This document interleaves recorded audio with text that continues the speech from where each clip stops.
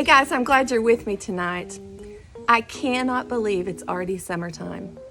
It seems like just the other day that it was rainy and cold, and now today it's hot and humid, and I'm sitting out here on the porch sweating. Today is June 3rd, 2020. I wonder how many of you remember what you were doing on June 3rd, 2019, a year ago? Do you remember what you were doing on that day? Or how about June 3rd, 2018? Does anybody remember what they were doing 2 years ago today? I doubt it, because as time passes, we tend to forget a lot of what we do and we say, especially if it's the everyday stuff, like I sure don't remember what I ate that day or who I saw. Sometimes we can remember the big stuff, like maybe a special birthday party we had last year, or what I got for Christmas, especially if it was something I really wanted. But the everyday stuff, we forget. And even the big stuff, we tend to forget that after a while. You know, I've had a lot of birthdays. I'm not going to tell you exactly how many, but a lot of birthdays. And I only really remember one from my childhood. It was my 16th birthday. And the reason I remember it is because my parents gave me a surprise birthday party. I had a big chocolate cake and it had the Pink Panther on the top of it as a design. But what I really remember about that birthday is I thought my parents forgot it was my birthday. And instead, they threw me a big surprise party. You know, I've told my kids about that story, and even though they weren't even born then, they know that on my 16th birthday, I had a big surprise birthday party. And my parents and my grandparents did the same thing. They told me stories of what happened to them when they were little, and now I know those stories.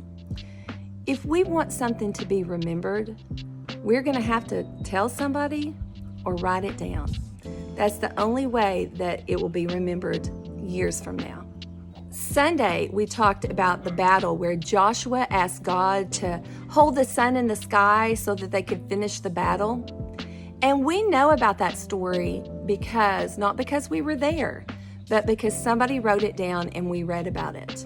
And we know what God did when he parted the Red Sea and when he parted the Jordan River and let the Israelites walk across on dry land. Not because we were there, but because somebody wrote it down. We know a lot of what God did for his people because it was written down. But not everything God did for his people has been written down because God has done things for you. Have you written it down? Do you want people to remember what God has done for you? If you haven't, today is a really good day to start doing that. So I have a project for you tonight, and let me show you what it's about. If you can get your parents to print this off of the computer, I have a sheet on the computer that actually looks like this.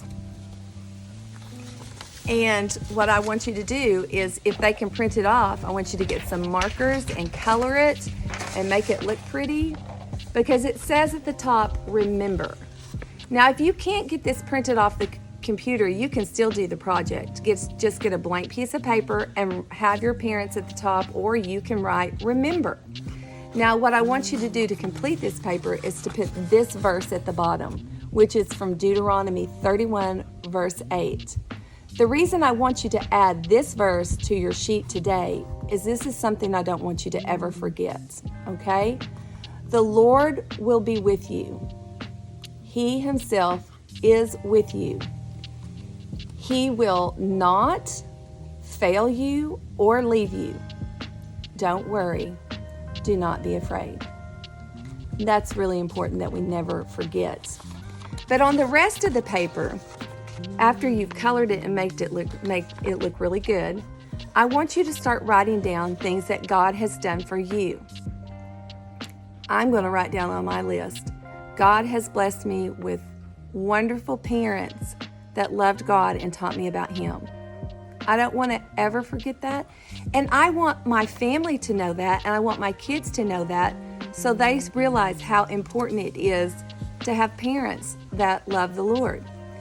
I'm going to write down that He gave me great friends. And I'm going to name some of you guys on that because you are special to me, and I'm thankful that God has done that for me. I'm going to work on today filling this sheet of paper up, and that's what I want you to do. And when you get it full, I want you to get some tape and go find a place where everybody in your family can see it and put it up. Because if you want to remember and you want your family to know, they can see on the list what God has done for you.